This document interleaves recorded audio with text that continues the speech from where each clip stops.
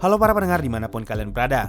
Di video ini saya akan bahas beberapa informasi yang sudah diketahui tentang volume 15 dan sedikit prediksi untuk volume 15 nanti.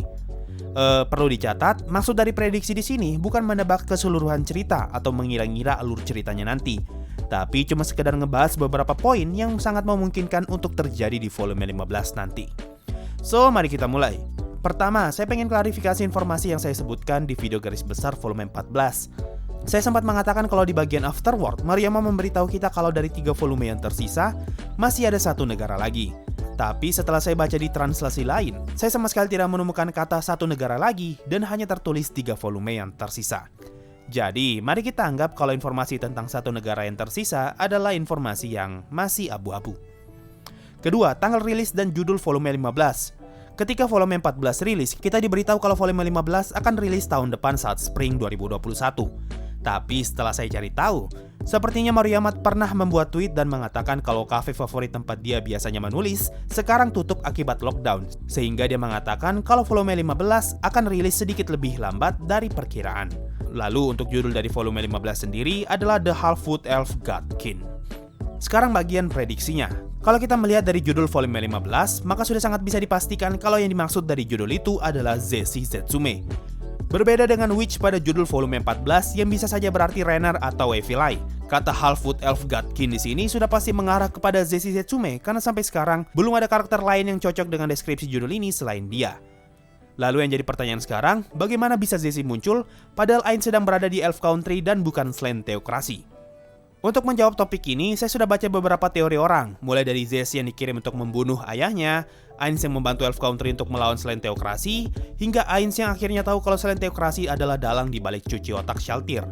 Kalau saya disuruh pilih, saya percaya yang mana? Saya lebih percaya kalau Zeshi dikirim beserta seluruh Black Scripture untuk menyerang Elf Country.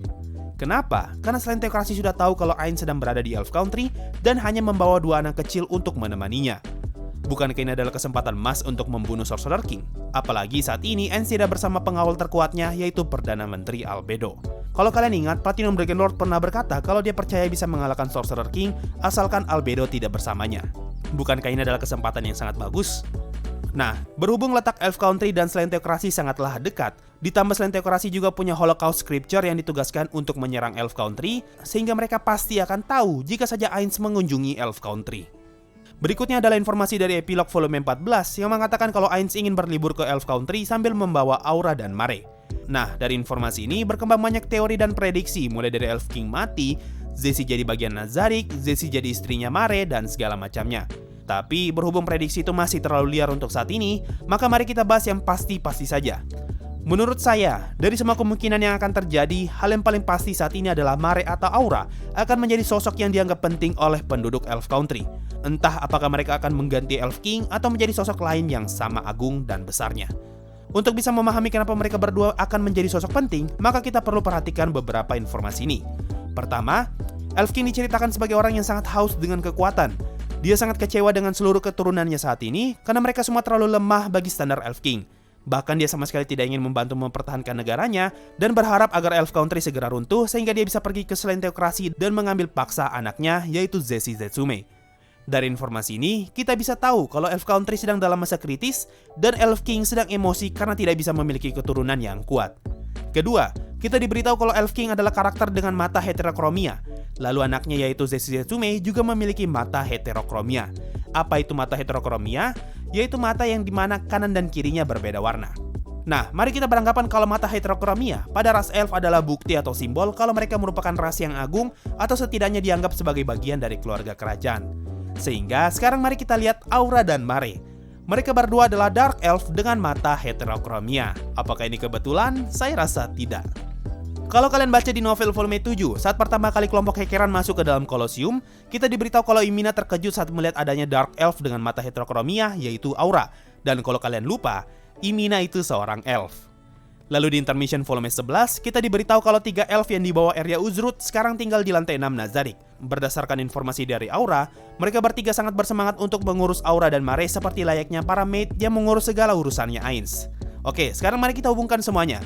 Reaksi dari Imina bisa jadi bukti kalau sepertinya dia terkejut kenapa ada ras elf dengan mata heterokromia yang tinggal di dalam Nazarick dan bukan berada di Elf Country sebagai bagian dari keluarga kerajaan. Obsesi ketiga elf pun bisa sangat masuk akal jika mereka memandang Aura dan Mare sebagai dalam tanda kutip raja dan ratu yang harus mereka layani.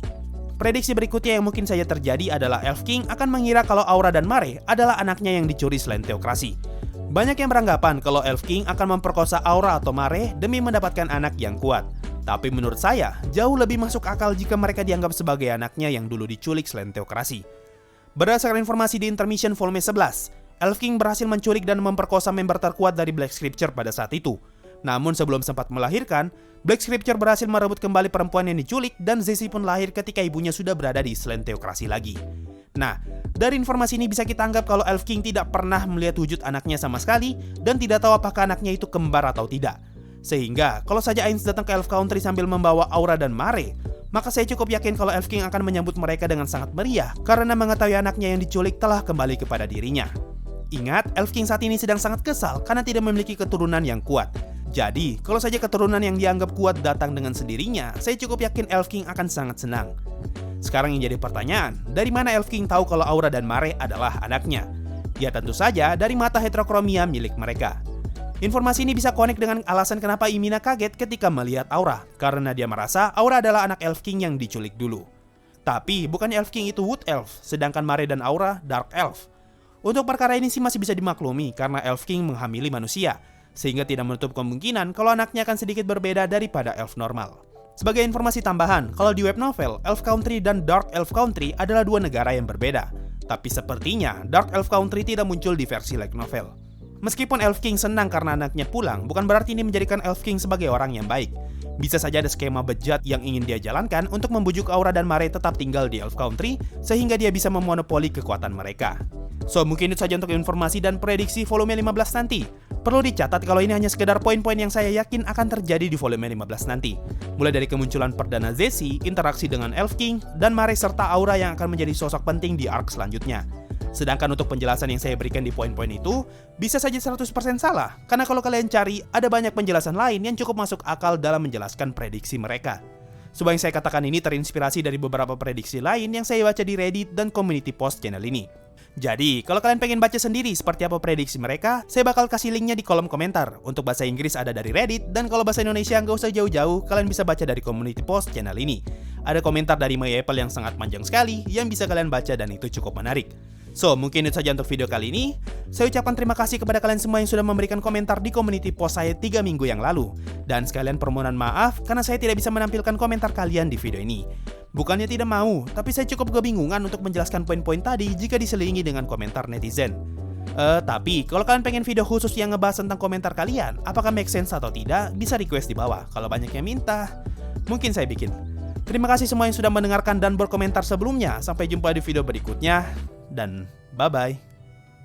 Yo, waktunya Saweria. Ada dari Tomoto. Bang, Ainz bisa punya anak atau penerus nggak? Gimana ya? Banyak amat yang nanya ginian. Oke deh, saya jawab serius. Ingat di season 1 episode 2 ketika Demiurge memikirkan bahwa suatu saat Ainz bisa saja meninggalkan mereka dan sosok penerus Ainz akan sangat dibutuhkan. Kalau Demiurge yang secerdas itu bisa kepikiran hal ini, maka saya yakin dia punya beberapa metode yang bisa dilakukan untuk mendapatkan penerusnya Ainz. Metode apa? Saya tidak tahu. Ada dari Overlord Stars. Bang, Ijania dan Tira itu muncul di volume 14 chapter berapa? Mereka muncul di chapter 1 kalau nggak salah, ketika Ainz, Nabe, dan Pandora aktor yang menyamar sebagai Momon sedang jalan-jalan di Erantel. Di situ mereka sempat singgung Ijania, Tira, dan Hanzo. Ada dari tabungan pendidikan, Rufus undead pelindung Black Scripture. Dia pengikut pertama dari Shursana, dan karena dia undead, maka masuk akal jika dia masih hidup selama 600 tahun.